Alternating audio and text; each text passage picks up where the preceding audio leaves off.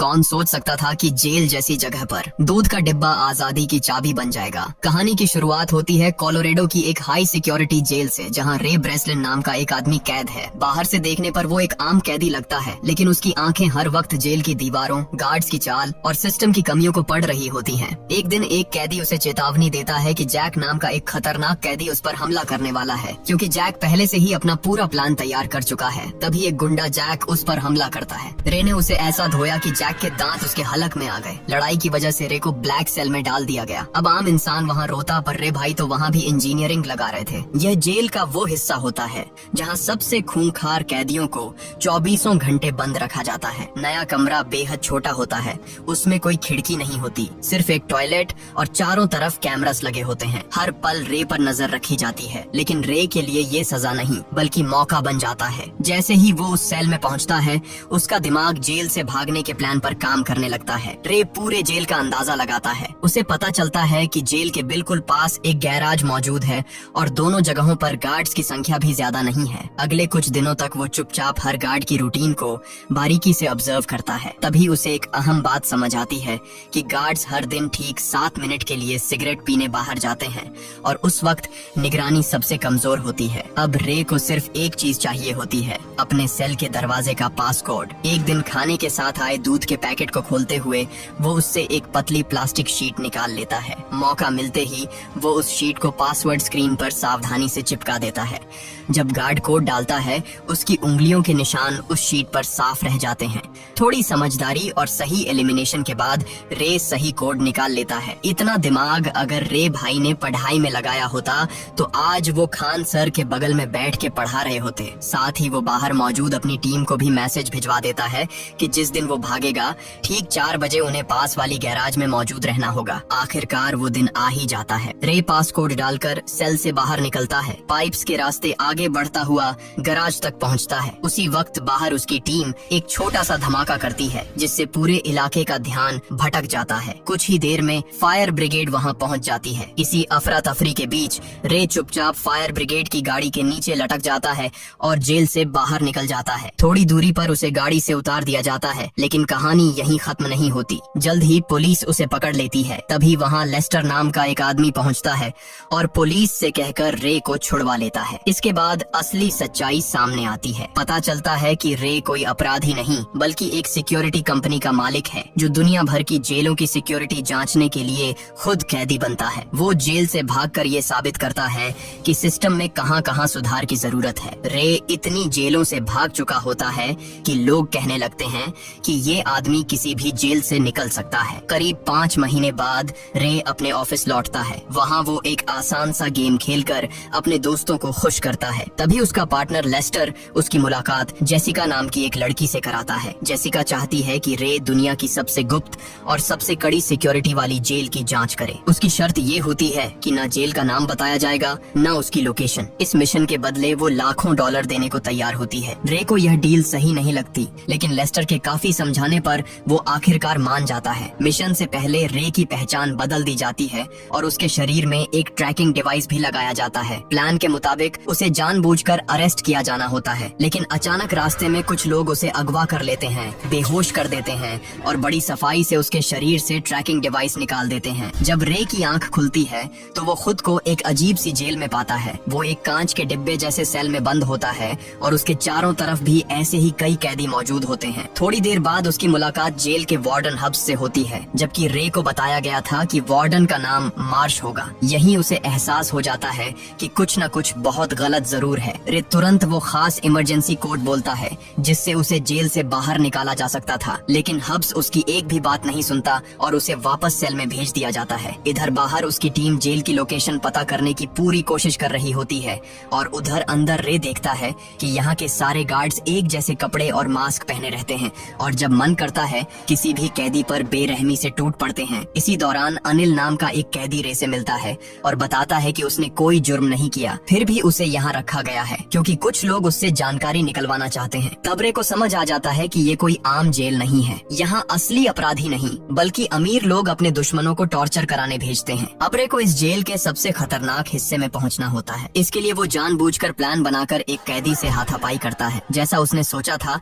वैसा ही होता है और उसे खूंखार 4 कैदियों वाले खास कमरों में बंद कर दिया जाता है। ये कमरे अपने आप में किसी टॉर्चर से कम नहीं होते। अंदर का तापमान इतना ज्यादा होता है कि किसी भी इंसान के लिए वहाँ रहना मुश्किल हो जाता है। उस टॉर्चर रूम का तापमान इतना ज्यादा होता है कि इंसानी शरीर कुछ ही देर में जवाब देने लगे। ऊपर से तेज सफेद रोशनी सीधे आंखों पर पड़ती है, जिससे कुछ ही मिनटों में चक्कर आने लगते हैं। बाहर कंट्रोल रूम में बैठा वार्डन कैमरों के जरिए यह सब देख रहा होता है और इस अमानवीय खेल का मजा ले रहा होता है। अगले दिन जेल का डॉक्टर काइली जैन रे को चेक करने आता है। उसकी हालत देखकर डॉक्टर के चेहरे पर थोड़ी नरमी जरूर आती है, लेकिन जब रे उससे इस जेल की लोकेशन के बारे में पूछता है तो वह साफ इनकार कर देता है। कुछ देर बाद रे और उसके साथी को उस टॉर्चर रूम से बाहर निकाल लिया जाता है। इसी दौरान रे एक अहम बात नोट कर लेता है। कमरे का फर्श एल्यूमिनियम का नहीं बल्कि ठोस स्टील का बना हुआ है। बाहर आते ही रे अपने साथी से मेटल की एक मजबूत पट्टी लाने को कहता है ताकि फर्श में लगे नट बोल्ट खोले जा सकें।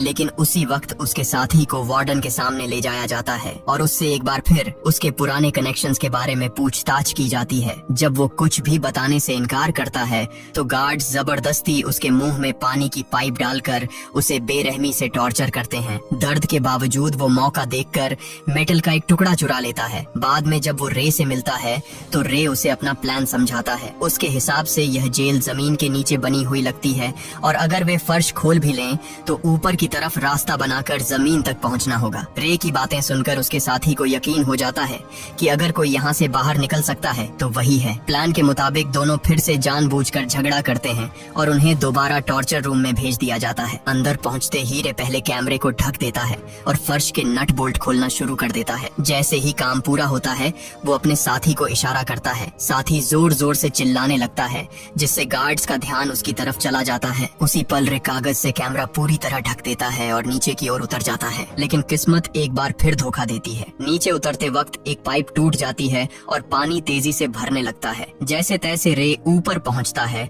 और जो नजारा वो देखता है वो उसकी सोच से कहीं ज्यादा डरावना होता है। यह जेल जमीन पर नहीं बल्कि समुद्र के बीच खड़े एक विशाल जहाज पर बनी हुई होती है। अंदर पानी फैलने लगता है। हालात बिगड़ते देख रे चुपचाप अपने सेल में वापस लौट आता है। इधर बाहर रे की टीम लेस्टर से संपर्क करती है। तभी पता चलता है कि इस मिशन के लिए दिया गया चेक बाउंस हो चुका है और जेसिका का कोई अता पता नहीं है। शक की सुई सीधी लेस्टर पर जाती है। कुछ ही देर में सच्चाई सामने आ जाती है। लेस्टर अकेले ही पूरी कंपनी का मालिक बनना चाहता था, इसीलिए उसने जानबूझकर यह फर्जी डील रची और रे को हमेशा के लिए इस जेल में फंसा दिया। इतना ही नहीं, उसने वार्डन को फोन करके साफ कह दिया था कि रे को यहीं उम्र भर कैद रखा जाए। उधर रे और उसका साथी अब यह समझ चुके होते हैं कि यहाँ से निकलने के लिए सबसे जरूरी चीज है जेल की सही लोकेशन। रे डॉक्टर से मदद मांगने की कोशिश करता है लेकिन डॉक्टर फिर भी कुछ नहीं बताता। मजबूर होकर रे जुगाड़ लगाता है। वो चोरी छिपे गद्दा निकालता है और उससे एक देसी सा सेक्स टेंट तैयार करता है जिससे दिशा और लोकेशन के पॉइंट्स निकाले जा सके। इसके लिए उसे जहाज के ऊपरी हिस्से तक पहुंचना होता है। इसी काम में उसकी मुलाकात जावेद नाम के एक कैदी से होती है। जावेद वार्डन के सामने जासूस बनने का नाटक करता है और बदले में खुली हवा में नमाज पढ़ने की इजाजत मांगता है। अनजान वार्डन हामी भर देता है। उसी मौके का फायदा उठाकर रे अपने बनाए डिवाइस से दिशा के आंकड़े निकाल लेता है। सारी गणना के बाद रे इस नतीजे पर पहुंचता है कि वे मोरक्को के पास अटलांटिक ओशन में मौजूद हैं। ये सुनते ही उसका साथी बताता है कि उसका एक पुराना दोस्त मोरक्को में रहता है और अगर किसी तरह उसे खबर पहुंचा दी जाए तो बचाव मुमकिन है। अब वे एक बार फिर डॉक्टर से मिलते हैं और इस बार उसे मदद के लिए मना ही लेते हैं। उसी रात डॉक्टर चोरी छिपे ईमेल के जरिए जेल की लोकेशन बाहर भेज देता है। आखिरकार भागने का दिन आ जाता है। जावेद वार्डन को झूठी खबर देता है कि ब्लॉक ए में बड़ी लड़ाई होने वाली है। वार्डन तुरंत लगभग सारे गार्ड्स वहीं भेज देता है और खतरनाक कैदियों वाले हिस्से में सिर्फ 2 गार्ड्स रह जाते हैं। मौका देखते ही रे जानबूझकर वहां लादाई शुरू कर देता है। कुछ ही पलों में पूरा इलाका रणभूमि बन जाता है। इसी अफरा तफरी के बीच रे, उसका साथी और जावेद जहाज के ऊपरी हिस्से की तरफ बढ़ते हैं, लेकिन वार्डन को शक हो जाता है और वो पूरे जहाज में लॉकडाउन करवा देता है। ऊपर पहुंचने से पहले ही सारे दरवाजे बंद हो जाते हैं और तीनों को मजबूरन पीछे हटना पड़ता है। इसी दौरान बाहर से बचाव के लिए हेलीकॉप्टर पहुंच चुका होता है। अंदर गार्ड्स और कैदियों के बीच जबरदस्त गोलीबारी शुरू हो जाती है। इसी भगदड़ में जावेद को गोली लग जाती है। हालात को देखते हुए रे फैसला करता है कि अब कंट्रोल रूम तक पहुंचकर पूरे जहाज की बिजली काटनी ही होगी। रे समझ जाता है कि अगर जहाज की बिजली काट दी जाए तो ऊपर का लॉक किया हुआ दरवाजा दोबारा खुल सकता है। वो अपने साथी से कहता है कि जावेद का ध्यान रखे और खुद कंट्रोल रूम की तरफ बढ़ जाता है। तभी जावेद एक आखिरी फैसला लेता है। उसे अंदाजा होता है कि वो ज्यादा देर जिंदा नहीं रह पाएगा, इसलिए वो अनिल को भी आगे बढ़ने के लिए कह देता है। हालात ऐसे बन जाते हैं कि मजबूरी में उसके साथी को जावेद को वहीं छोड़कर भागना पड़ता है। कुछ ही देर बाद गार्ड्स जावेद को गोली मार देते हैं, लेकिन उसकी कुर्बानी बेकार नहीं जाती। इसी बीच रे आखिरकार जहाज की पूरी बिजली काटने में कामयाब हो जाता है। ऊपर लॉक किया हुआ रास्ता खुल जाता है और उसका साथी भागते हुए डेक तक पहुंच जाता है, जहां उसका दोस्त हेलीकॉप्टर के साथ पहले से इंतजार कर रहा होता है। पीछे से जेल के गार्ड्स लगातार फायरिंग करते रहते हैं, लेकिन वो हार नहीं मानते और पूरी ताकत से रे के बाहर आने का इंतजार करते हैं। उधर रे खुद एक नई मुसीबत में फंस जाता है। गार्ड्स की तलाशी से बचने के लिए वो पानी के एक बड़े टैंक में छिप जाता है, लेकिन वार्डन चालाकी से जहाज को दोबारा स्टार्ट करने का आदेश दे देता है। टैंक का सिस्टम एक्टिव होते ही रे तेज बहाव के साथ सीधे समुद्र में जा गिरता है। ऊपर से उसका साथी हेलीकॉप्टर में बैठा ये सब देख लेता है। बिना एक पल गंवाए वो नीचे रस्सी फेंकता है और रे किसी तरह उसे पकड़कर ऊपर चढ़ जाता है। अब रे के हाथ में गन होती है। वो पीछे मुड़कर जहाज पर मौजूद तेल के टैंकों पर अंधाधुंध फायरिंग कर देता है। कुछ ही सेकंड में पूरा जहाज जोरदार धमाके से दहल उठता है। वार्डन और उसके सारे गार्ड्स उसी विस्फोट में खत्म हो जाते हैं। जिस जेल को कभी अजेय माना जाता था वो समंदर में डूबने लगती है। आखिरकार रे और उसका साथी सुरक्षित मोरक्को के किनारे पहुंच जाते हैं। वहाँ एक गाड़ी उन्हें लेने आती है और उसमें से जेसिका बाहर निकलती है। रे उसे देखते ही पहचान लेता है, वही लड़की जिसने उसे इस मिशन के लिए भेजा था। तभी उसका साथी सच बता देता है कि जेसिका उसकी बेटी है। ये सुनते ही रे हैरान रह जाता है। अब पूरी सच्चाई सामने आती है। दरअसल जेसिका ने अपने पिता को उस गैर कानूनी जेल से छुड़ाने के लिए जानबूझकर रे को इस मिशन पर भेजा था। उसने अपनी असली पहचान इसलिए छिपाई थी ताकि उसके दुश्मन उसे नुकसान न पहुंचा सकें। जाते जाते वो रे को लेस्टर की गद्दारी के बारे में भी बता देती है, कैसे लेस्टर ने लालच में आकर वार्डन से हाथ मिलाया और अगर रे इस जेल से कभी बाहर नहीं निकल पाता तो वही इस जेल का सीईओ बनने वाला था। कुछ समय बाद रे एबिगेल और हैश से मिलता है, जहां ये खुलासा होता है कि लेस्टर को सच में वही ऑफर दिया गया था, लेकिन अब खेल पलट चुका होता है। जैसे ही लेस्टर को पता चलता है कि रे जिंदा बाहर निकल आया है, वो घबराकर भागने की कोशिश करता है। तभी रास्ते में उसकी गाड़ी पर हमला हो जाता है।